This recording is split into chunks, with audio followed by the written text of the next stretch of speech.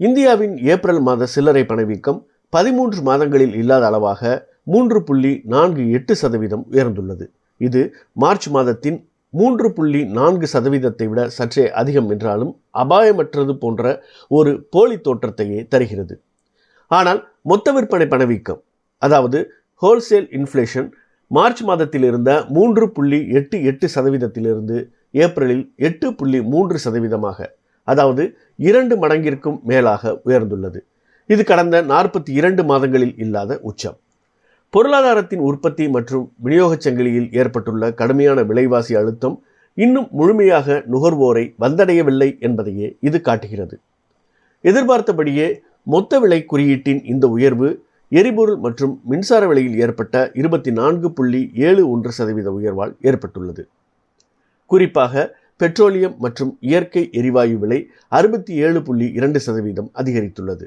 எரிசக்தி செலவினங்களின் முழுமையான தாக்கம் இன்னும் நுகர்வோர் மீது வந்தடையவில்லை என்பதை இது தெளிவுபடுத்துகிறது. இருப்பினும் அத்தகைய சுமையை நுகர்வோருக்கு கடத்துவது இப்போது தவிர்க்க முடியாததாக தோன்றுகிறது. அமெரிக்கா, இஸ்ரேலுக்கும் ஈரானுக்கும் இடையிலான போர் தொடங்கியதில் இருந்து பொதுத்துறை எண்ணெய் நிறுவனங்கள் மாதந்தோறும் சுமார் 30,000 கோடி ரூபாய் இழப்பை எதிர்கொள்கின்றன. இதனால் சில்லறையாக விற்கப்படும் பெட்ரோல் மற்றும் டீசலின் விலையை உயர்த்துவதை தவிர மத்திய அரசுக்கு வேறு வழியில்லை என்று மத்திய பெட்ரோலியத்துறை அமைச்சர் ஹர்தீப் சிங் பூரி சமீபத்தில் சுட்டிக்காட்டியுள்ளார். சில்லறை எரிபொருள் விலையில் ஏற்படும் எந்த ஒரு உயர்வும் பொருளாதாரம் முழுவதும் தாக்கத்தை ஏற்படுத்தும். ஏப்ரல் மாத சில்லறை பணவீக்கம் ஏற்கனவே உணவுப் பொருட்களால் உந்தப்பட்டுள்ளது. நுகர்வோர் உணவு விலை குறியீடு மார்ச் மாதத்தில் இருந்த 3.87% இருந்து 4.2% உயர்ந்துள்ளது. வணிக ரீதியான எல்பிஜி சிலிண்டரின் விலையேற்றத்தின் தொடர் விளைவாக உணவகங்கள், விடுதி சேவைகளின் கட்டணங்கள் கணிசமாக உயர்ந்துள்ளன. போர் தொடங்கிய பிறகு 19.2 கிலோ எடையுள்ள வணிக எரிவாயு சிலிண்டரின் விலை சுமார் 850 முதல் 1000 ரூபாய் வரை உயர்ந்துள்ளது.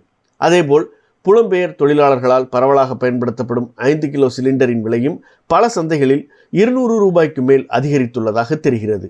இது நேரடியாக உணவு செலவுகளை உயர்த்துவதோடு நுகர்வு தேவையையும் குறைக்கக்கூடும். மறுபுறம் திருமணங்கள் மற்றும் வெளிநாட்டு பயணங்களுக்கு ஆடம்பரமாக செலவு செய்வதை தவிர்க்க வேண்டும் என்றும், ஒரு வருடத்திற்கு தங்கம் போன்ற விலை உயர்ந்த உலோகங்கள் வாங்குவதை குறைக்க வேண்டும் என்றும் பிரதமர் நரேந்திர மோடி நாட்டு மக்களுக்கு வேண்டுகோள் விடுத்துள்ளார். அதன் தொடர்ச்சியாக பாதுகாப்பான முதலீடாக கருதப்படும் தங்கம் மற்றும் வெள்ளி மீதான மோகத்தை குறைக்கவும், இந்திய ரூபாயின் மீதான அழுத்தத்தை குறைக்கவும் மத்திய அரசு அவற்றின் மீதான இறக்குமதி வரியை இரட்டிப்பாக்கியுள்ளது. போர் தொடங்கிய கடந்த 2.5 மாதங்களில் அமெரிக்க டாலருக்கு நிகரான இந்திய ரூபாயின் மதிப்பு சுமார் 8.5% சரிந்துள்ளது.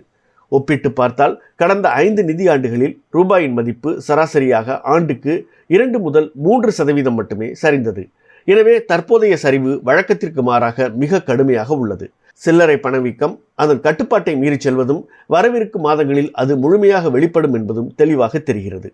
சிபிஐ எனப்படும் நுகர்வோர் விலை குறியீட்டிற்கும் WPI எனப்படும் மொத்த விலை குறியீட்டிற்கும் இடையே உள்ள பெரிய இடைவெளியை பார்க்கும்போது அதிகரித்துள்ள செலவுகளை உற்பத்தியாளர்கள் இன்னும் தாங்களே ஏற்றுக்கொண்டிருப்பதை உணர்த்துகிறது. இந்த நிலை நீடித்திருக்க வாய்ப்பில்லை.